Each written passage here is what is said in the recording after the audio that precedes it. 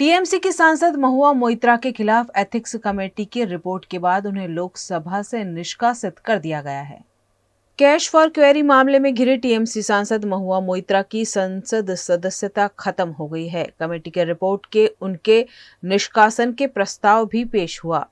इसके बाद वोटिंग हुई और उन्हें संसद से निष्कासित कर दिया गया। चर्चा के दौरान लोकसभा स्पीकर ओम बिड़ला ने महुआ मोइत्रा को एथिक्स कमेटी की सिफारिश पर सदन में बोलने की इजाजत नहीं दी थी। उन्होंने कहा था कि उन्हें पैनल मीटिंग में बोलने का मौका मिला था। इससे पहले शुक्रवार को लोकसभा में पेश की गई एथिक्स कमेटी की रिपोर्ट में महुआ की संसद सदस्यता रद्द करने की सिफारिश और कानूनी जांच की मांग की गई थी। हालांकि टीएमसी ने मांग की थी कि 500 पेज की रिपोर्ट पढ़ने के लिए 48 घंटों का समय दिया जाए।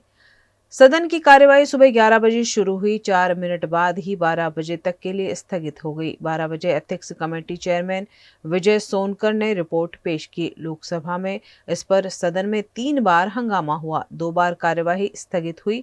दोपहर 2 बजे से तीसरी बार महुआ के निष्कासन पर वोटिंग हुई। अब मैं माननीय संसदीय कार्य मंत्री श्री प्रहलाद जोशी जी के प्रस्ताव को सदन में मतदान के लिए रखता हूं। प्रश्न है कि यह सभा डॉक्टर निशिकांत दुबे सांसद द्वारा संसद सदस्य श्रीमती महुआ मोइत्रा के विरुद्ध सदन में प्रश्न पूछने के बदले नकदी में प्रत्यक्ष संलिप्तता के संबंध में दिनांक 15 अक्टूबर 2023 को दी गई शिकायत पर आचार संहिता की पहली रिपोर्ट पर विचार के उपरांत समिति के निष्कर्षों को स्वीकार करती है कि सांसद श्रीमती महुआ मोइत्रा का आचरण अनैतिक और संसद सदस्य के रूप में अशोभनीय है और इस कारण उनको लोकसभा सदस्य बने रहना उपयुक्त नहीं होगा। इसलिए संकल्प करती है कि उन्हें लोकसभा की सदस्यता से निष्कासित कर दिया जाए।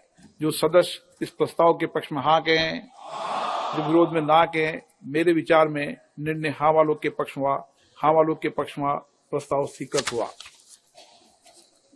सभा की कार्रवाई सोमवार दिनांक 11 दिसंबर 2023 को प्राप्त 11 बजे तक के लिए स्थगित की जाती है। गुजरात के भावनगर जिला में कपास की खेती में लगे कीड़ों के चलते किसान परेशानी में आ गए हैं।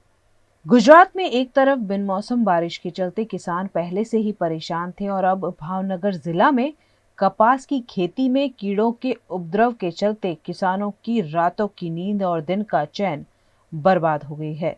भावनगर जिला में लगभग 2,59,000 से अधिक हेक्टेयर में कपास की खेती की जाती है। जिला में सबसे अधिक कपास वल्लभीपुर तालुका में उगाया गया है। इन कीड़ों के चलते किसानों को बड़ी मात्रा में नुकसान उठाने की नौबत आन पड़ी है। इस रोग के चलते भावनगर जिला में कपास की खेती में बड़ा नुकसान हुआ है।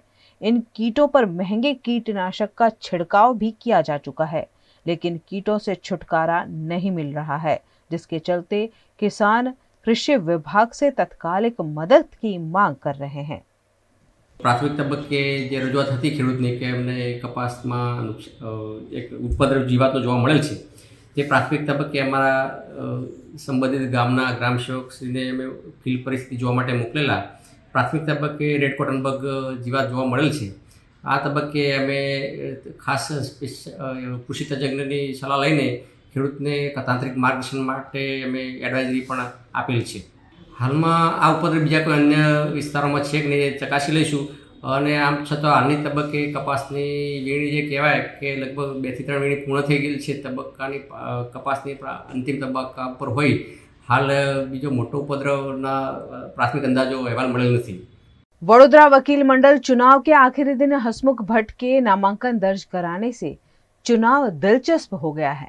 वडोदरा वकील मंडल के चुनाव 22 दिसंबर को प्रस्तावित हैं, जिसके नामांकन दर्ज कराने की आज आखिरी तारीख रही। अध्यक्ष पद के लिए अब तक सिर्फ नलीन पटेल का ही नामांकन दर्ज कराया गया था, लेकिन आज आखिरी दिन हसमुख भट्ट के नामांकन दर्ज कराने से चुनाव इंटरेस्टिंग हो गया है। हसमुख भट्ट ने अपने समर्थकों के साथ नामांकन दर्ज कराकर फिर एक बार वकील मंडल के चुनाव में रंग भर दिया है। वकील प्रमुख पदना उम्मीदवार तरीके 4-5 जणनी निश्चित करेली વાત બધા સમક્ષ મૂકવામાં આવી હતી કે ભાઈ પ્રતિસ્પર્ધી તરીકે કોણ લડશે, તો એ તમામના નિષ્કર્ષ બાદ વકીલશ્રીઓએ એવું નક્કી કર્યું કે આ વખતે હસમુખ ભટ્ટે જ પ્રમુખ પદનું ઇલેક્શન લડવું જોઈએ, એટલે મેં ઉમેદવારી નોંધાવી છે. જો એક વાત છે કે હાલના જે મારા પ્રતિસ્પર્ધી છે 2 વર્ષથી વડોદરા વકીલ મંડળના પ્રમુખ છે, એ સાધારણ સભા બોલાવી અને હિસાબ આપવામાં 2 વર્ષે ફેલ ગયેલા છે. અને બીજું કે ઇન્કમટેક્સની નોટિસ આવી હતી, એનો શું જવાબ આપ્યો, ઇન્કમટેક્સે શું એનો રિપ્લાય આપ્યો, એ પણ અમારા વકીલોને જણાવ્યું નથી. આ એક ગંભીર પરિસ્થિતિ છે અને એની અંદર ઇન્કમટેક્સનો જો જવાબ ના આપવામાં આવે તો અમે વકીલ તરીકે માનીએ છીએ કે ઇન્કમટેક્સ શું એક્શન લઈ શકે. એમાં વકીલોને ખૂબ જ મોટું આર્થિક નુકસાન થાય એમ છે. એટલે એના માટે પણ અને શુદ્ધ જો એક નિષ્પક્ષ, નીડર અને સ્વચ્છ વહીવટ માટે મેં મારી ઉમેદવારી નોંધાવી છે. गुजरात के वडोदरा में बिजनेस को प्रमोट करने के लिए बनाए गए बिजनेस बडीज के चैप्टर लॉन्च का कार्यक्रम आयोजित किया गया। गुजरात के वडोदरा शहर में बिजनेस को प्रमोट करने के लिए बिजनेस बडीज से संगठन बनाया गया है। बिजनेस बडीज द्वारा बीबी अराइज और बीबी कनेक्ट चैप्टर लॉन्च कार्यक्रम आयोजित किया गया। बासणा भायली रोड पर शक्ति ग्रीन्स के बैंक्वेट में आयोजित समारोह में बड़ी संख्या में बिजनेस बडीज से जुड़े बिजनेसमैन और एंटरप्रेन्योरशिप शामिल हुए। बिजनेस बडीज वडोदरा में अलग अलग बिजनेस को बढ़ावा देने के लिए कार्यरत है और संगठन द्वारा विभिन्न कार्यक्रमों का आयोजन नियमित अंतराल पर किया जाता है, जिस पर बिजनेस बडीज के सदस्यों ने जानकारी दी। बिजनेस बडीज की शुरुआत 2018 નવેમ્બરમાં કરવામાં આવી હતી. બેઝિકલી આ પ્લેટફોર્મ એવું છે કે જ્યાં આગળ દરેક જણ એકબીજાના રેફરન્સ અને રેફરન્સથી પોતાના બિઝનેસમાં ગ્રોથ મેળવી શકે એ મેનું આયોજન કરવામાં આવ્યું છે. અહીં આગળ એક એવું એટમોસ્ફિયર સર્વ કરવામાં આવે છે કે તમારા એક જણ બીજા જણ સાથે એટલી સારી રીતે મળી શકે છે કે એ લોકોના જે સંબંધમાં ટ્રસ્ટ અને ટ્રાન્સપરન્સી આવે છે અને આ ટ્રસ્ટ અને ટ્રાન્સપરન્સીથી એ લોકો એકબીજાના બિઝનેસમાં કોન્ફિડન્સથી બીજાને રેફરન્સ આપી શકે છે અને રેફરન્સ આપી શકે છે. આ રેફરન્સ અને રેફરન્સ એ લોકોના બિઝનેસના ગ્રોથ કરવામાં એક અગત્યનો ભાગ ભજવે છે. અહીં આગળ એક કેટેગરીનો એક જ માણસ રાખવામાં આવે છે, કારણ કે અંદર કોમ્પિટિશન ના થાય કે ગ્રુપિઝમ ના થાય. બિઝનેસ બડીઝ એક એવું ઓર્ગેનાઇઝેશન છે કે જ્યાં આગળ તમે એક નહીં બધા સાથે મળીને આગળ વધી શકો અને બધાને એકબીજાને મદદ થઈ શકે અને બધા પોતે નક્કી કરેલા મિશન સુધી સાથે પહોંચી શકે. બિઝનેસ બડીઝના અમે લોકો 3 ચેપ્ટર છે.